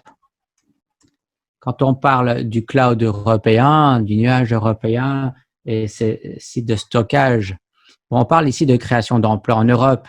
On parle de ressources avec un nuage de cloud qui serait disponible au niveau domestique, au niveau régional. Et là, vous auriez des réglementations européennes plus strictes au lieu de donner toutes ces données à une sorte de paradis, pas fiscal dans ce cas-là, mais de paradis des données avec Amazon, etc., où ils en font ce qu'ils veulent. Et là, vous pourriez stocker ces données là où le droit européen est appliqué. Maintenant, il faut concevoir cela de manière à socialiser les gains et faire en sorte que le numérique soit bénéfique pour les personnes qui peuvent l'utiliser. Et souvent, les progrès technologiques des dernières décennies, eh bien, avance et ça avance de manière disproportionnée. Et là, une fois de plus, le problème, c'est que si on veut du numérique qui soit bénéfique pour la société dans son ensemble, eh bien, il faut s'engager. Il faut s'engager pour plus de valeur, pour un emploi plus universel, plus de droits sur l'emploi, l'accès aux négociations collectives qui donnent lieu à des conventions collectives. Et puis, il faut répondre aux exigences des syndicats. Finalement, travailler sur les marchés publics pour les gouvernements. Il faut que les entreprises eh bien, acceptent que leurs travailleurs soient couverts par des conventions collectives. Et ça a du sens puisqu'on dépense de l'argent public européen pour des travailleurs. Ce sont les entreprises qui en bénéficient. Donc, il faut que les travailleurs puissent bénéficier des protections puisque ce sont leurs impôts. Et donc, il faut, si vous voulez, une approche plus sociale, plus de gauche vis-à-vis de cette souveraineté numérique. Donc, si vous prenez un concept national, tout le monde doit être assis autour de la table et pas simplement cette élite de notre société. Merci.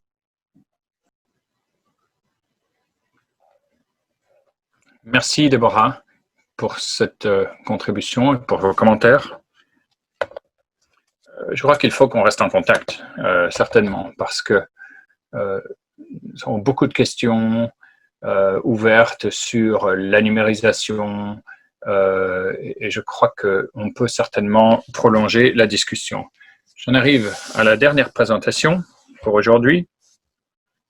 Je donne la parole à Javier Moreno, professeur assistant de communication et en gestion de projet en Espagne. Je sais, Javier, dans quelle direction tu vas t'orienter.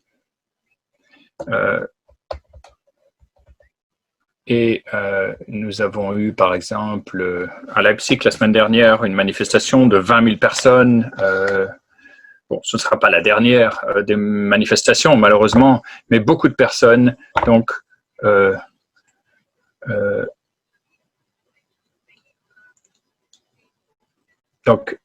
essaie aujourd'hui de se réunir par différents moyens, moyens numériques et autres, ou organise par ces plateformes, Facebook et autres, toute une série, entre guillemets, d'événements. Et donc, Javier va nous présenter sa recherche sur le sujet. Je vous donne la parole. Merci beaucoup, Connie. Merci beaucoup à Transform pour le travail que vous faites et qui donne un vrai contenu, je crois, au Forum européen. Merci aussi pour le programme d'aujourd'hui qui était excellent et extrêmement dense. Comme Connie le disait, je vais vous parler d'un projet qui est en cours, qui a une dimension déjà européenne, mais nous voudrions qu'il bénéficie d'une projection plus grande, entre guillemets, et si possible que d'autres acteurs et mouvements de gauche nous rejoignent. Et effectivement, c'est un projet qui parle des plateformes en général numériques des dangers qu'elles peuvent impliquer et de la manière dont elles sont utilisées, notamment par l'extrême droite. Alors, commençons par une mise en contexte. Parce que il y a 5 jours, maintenant, il y a eu une énorme polémique ici, en Espagne. La présidence a, en fait, au niveau du ministère, lancé un processus, une initiative pour, je cite, contrôler la désinformation. Donc, l'État a souhaité finalement contrôler l'information. La désinformation, oui, mais l'information. Alors évidemment, il y a eu levée de bouclier.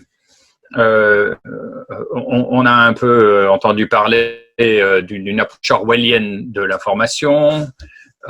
Mais ce qui se passe ici en Espagne ne se passe pas qu'ici, malheureusement. Je sais que la Commission européenne s'intéresse de plus en plus à la désinformation, contenu qui provoque racisme et haine, et justement les contenus qui se trouvent souvent sur des plateformes transnationales qui sont donc extrêmement difficiles à réglementer, Facebook, Twitter et autres. Et on voit toute une série d'initiatives aujourd'hui orientées dans le sens du fact-checking, la vérification des faits, confirmation de la véracité des informations. Il y a évidemment beaucoup d'imprécisions, beaucoup de choses qui sont incorrectes et puis beaucoup de mensonges. Alors, la gauche n'est pas victime, entre guillemets, de cela et nous savons très bien qu'il y a eu des campagnes de désinformation, notamment sur l'incendie du Reichstag au XXe siècle. Ce qui est important pour nous, c'est de comprendre qu'il y a aujourd'hui énormément de gens qui ne s'informent que par les réseaux sociaux. 50% des Espagnols sont dans ce cas. 58%, pardon, correction. 58% et 62% au Portugal. En Allemagne, 29%. 45% en Autriche, 38% en France. Donc, ils utilisent les réseaux sociaux comme source principale d'information. Je continue avec des données espagnoles. 14% des Espagnols seulement sont capables d'identifier des nouvelles fausses sans aucun doute et sans aucune, entre guillemets, sans aucun risque de se tromper. Alors, 14%, c'est une moyenne. Et on sait que plus de 90% des personnes de plus de 65% ne sont pas capables de déterminer ou de détecter des nouvelles fausses. Donc nous avons un problème là qui est un problème politique. Et nous savons que dans le cadre de la crise de la Covid, évidemment, nous avons tous consommé de plus en plus d'informations, issus notamment des réseaux sociaux. Nous sommes tous de plus en plus affectés par les fake news. Alors, vous savez ce que l'on dit, le virus chinois, etc. Alors, vous avez entendu tout ce que l'on peut dire sur la Covid elle-même. Mais surtout, on voit aujourd'hui de plus en plus de gens utiliser ces moyens de communication pour désinformer volontairement toute une série de personnes, les plus vulnérables, les migrants et les gens qui ont peut-être le moins d'accès à d'autres informations. Tout cela pour dire donc qu'aujourd'hui, je crois que nous sommes face à une offensive politique, sociale et culturelle par certains mouvements qui sont des mouvements d'extrême droite et des mouvements qui donc non seulement ont pour objectif de désinformer à des fins politiques, mais aussi à des fins culturelles et à des fins de contrôle de l'opinion publique. L'une des questions dont on a beaucoup parlé à Transform, quand on parle de l'extrême droite, c'est l'intérêt de l'extrême droite pour les combats culturels. La manière, notamment, dont la droite, l'extrême droite, utilise le langage pour dire certaines choses, le but souvent n'est pas de convaincre, mais de polariser, de non pas faire passer un message, mais bien de s'assurer que tous ceux qui entendent ce message se sentiront, entre guillemets, en colère et donc se polariseront de plus en plus. Et c'est pour cette raison qu'on dit n'importe quoi et qu'on le dit de manière outrancière. Non pas parce que on veut simplement faire passer une information que l'on sait très bien être fausse, mais simplement parce qu'en faisant cela, on peut aussi créer cette polarisation qui est extrêmement utile et qui permet aussi de créer donc des situations d'intolérance qui deviennent de plus en plus normales, de plus en plus acceptables. Ce qui est nouveau aujourd'hui, c'est qu'il y a aujourd'hui une forte articulation entre la désinformation, l'industrie culturelle, comme je viens de l'expliquer, et les nouvelles technologies, WhatsApp, Facebook, Twitter, TikTok, Twitch. En Espagne, l'extrême droite est à la pointe de ce qui se fait au niveau des réseaux sociaux. Ils sont très présents. Je sais qu'il y a des gens qui ne savent même pas ce que TikTok ou Twitch, pardon. Je peux vous dire que l'extrême droite espagnole utilise TikTok et Twitch au quotidien, désinforme volontairement les jeunes et diffuse toute une série de mensonges. Et cela a un impact, je crois, sur nous tous et nous devons nous en intéresser. L'extrême droite européenne, j'en suis convaincu, est en train de s'organiser au niveau transnational. Ils ont des réseaux, ils ont des écoles de formation, ils ont des think tanks. Nous avons vu Steve Bannon faire le tour de l'Europe il y a quelques mois, s'arrêtant d'ailleurs ici, en Espagne. Et dans ce travail que fait l'extrême droite en Europe, les réseaux sociaux sont absolument centraux et fondamentaux. Ils ont aussi appris et tiré les leçons de toutes ces campagnes de déstabilisation qui ont été mises en place, parfois notamment aux États-Unis, mais aussi en Amérique latine. Ce qu'on a appelé les coups d'État soft, entre guillemets, des coups d'État qui ne sont pas des coups d'État traditionnels, c'est-à-dire qu'on n'a pas une intervention militaire, mais plutôt une intervention à la fois médiatique et juridique pour prendre le pouvoir. Et ces stratégies-là, qui sont des stratégies de déstabilisation, sont en train aujourd'hui d'être mises en œuvre en Espagne et en Europe. Il y a aujourd'hui en Espagne exactement les mêmes techniques qui sont utilisées que celles qui ont été utilisées dans le passé en Amérique latine pour, entre guillemets, débarquer des régimes trop progressistes. Donc, la gauche, par rapport à tout cela, et j'ajoute d'ailleurs que ces campagnes ont aussi pour objectif d'affecter la gauche. Donc la gauche doit mettre en place une stratégie commune, non seulement pour identifier ces situations-là, mais aussi pour combattre les sources de la haine et pour dénoncer les stratégies de déstabilisation politique qui sont mises en place. Et en ce sens, et je termine avec cela, je propose 4 axes principaux de travail qui, à mon avis, doivent nous occuper à l'avenir. D'abord, il faut faire un diagnostic. Quels sont les acteurs principaux? Quelles sont les campagnes qui sont mises en place? Avec quel contenu? Comment ces campagnes sont mises en place de manière coordonnée, parce qu'elles le sont, et elles sont coordonnées par qui? Par des groupes d'extrême droite. Deuxième axe, il faut faire une analyse des techniques utilisées. Quelles sont les plateformes choisies? Quels sont les outils utilisés? Et comment ces stratégies sont-elles mises en place au niveau technique, au niveau pratico-pratique? Il y a des collègues ici qui ont parlé de souveraineté technologique, du big data, etc. Oui, d'accord, mais je crois qu'il faut aussi comprendre, techniquement parlant, comment les dispositifs fonctionnent pour bien comprendre un peu, par exemple, ce que dit Vox ici, comment il réplique des milliers de comptes bidons pour pouvoir faire passer certaines informations.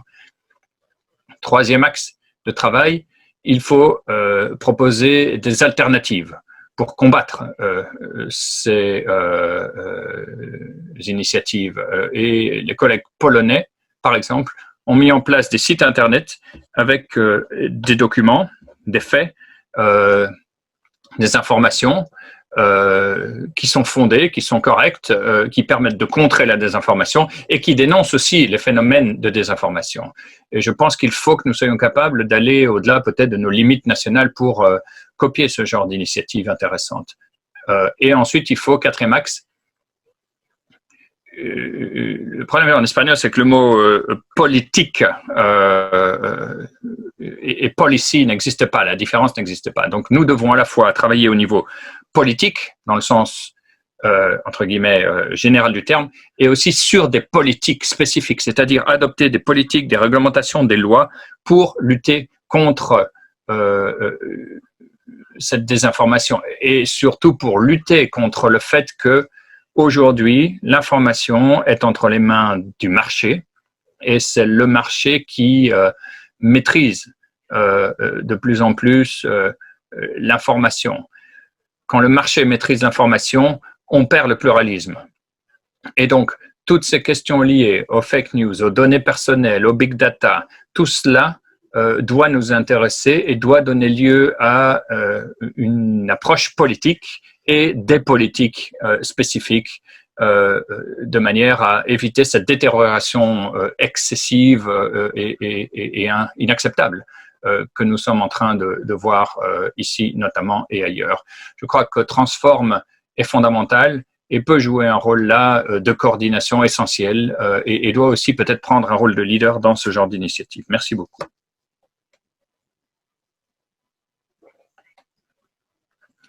Merci beaucoup à vous, Javier, pour un discours impressionnant, très impressionnant. Les chiffres font peur. Comme vous dites, 58% des Espagnols utilisent les médias comme seule source d'information, 62% au Portugal, un peu moins en Allemagne. Oui, cela pose des questions. Et peut-être la question de comment utiliser, nous, également, ces outils d'information et comment lutter contre peut-être la ségrégation qui est en train de se mettre en place à cause de ces outils-là, ségrégation de certains groupes par rapport à d'autres. Peut-être, justement, peut-on repenser à l'éducation populaire typique de l'Amérique latine et peut-être cette approche-là plus populaire et plus communautaire de l'information pourrait être extrêmement intéressante. Alors, ce que tu mets sur la table là et ces 4 axes, c'est considérable comme programme de travail. J'espère que l'on pourra trouver des partenaires. Je ne sais pas, Déborah, si votre organisation peut éventuellement participer à ce genre d'initiative et de programme.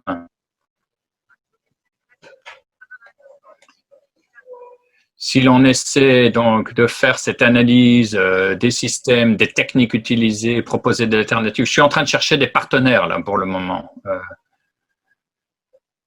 Nous avons pas mal de membres et d'organisations chez nous qui travaillent sur ces questions, effectivement. Nous travaillons notamment avec, alors je cherche le nom, c'est une organisation qui travaille sur le caractère privé des informations personnelles. Donc évidemment, il faut, pour que tout cela fonctionne bien, que l'on soit en démocratie et que votre démocratie fonctionne, ce qui n'est pas le cas partout, si vous voyez ce que je veux dire, mais oui, on peut effectivement réfléchir à cela. Merci beaucoup. Est-ce que quelqu'un a une question pour Javier? Ou est-ce que quelqu'un souhaite participer à ce projet de recherche? Une fois, voilà, aucun volontaire dans l'immédiat, mais je suis certain que nous allons rester en contact et que nous allons donc répondre à cette invitation. Chers participants, chers orateurs, membres du panel, tout d'abord, merci beaucoup pour votre contribution. Merci également pour votre coopération et toutes les informations qui ont été présentées et partagées dans le chat. Merci pour cela. Merci aussi en particulier à nos interprètes. Je sais que vous avez parfois eu, chers interprètes, certaines difficultés avec des connexions qui ne sont pas toujours excellentes, c'est vrai. Merci et voilà, nous essaierons de continuer donc à améliorer vos conditions de travail. Et c'est vrai que voilà, tout le monde est en train d'apprendre à gérer voilà, ce genre de format. Merci beaucoup. Merci à vous de la part des interprètes. Je remercie également donc tous ceux qui ont essayé d'apporter des solutions. C'est vrai qu'il n'y a pas de solution immédiate, parfaite. Je crois qu'il faut repenser ce que nous sommes continuellement, repenser nos stratégies et continuer à essayer d'aller plus en profondeur dans les analyses. Javier vient d'en donner un exemple sur un sujet très spécifique. Je crois qu'il faut continuer à donc analyser ce que nous faisons, mais également tirer les leçons de nos succès. Lorsque nous sommes au gouvernement, essayer de détecter clairement ce qui fonctionne, ce qui a fonctionné, et ensuite transposer cela ailleurs quand c'est possible. C'est ainsi qu'on peut, je crois, devenir plus fort. Je pense aussi, et c'est peut-être l'un des acquis, l'un des résultats de ce séminaire, il faut peut-être formuler plus précisément nos questions.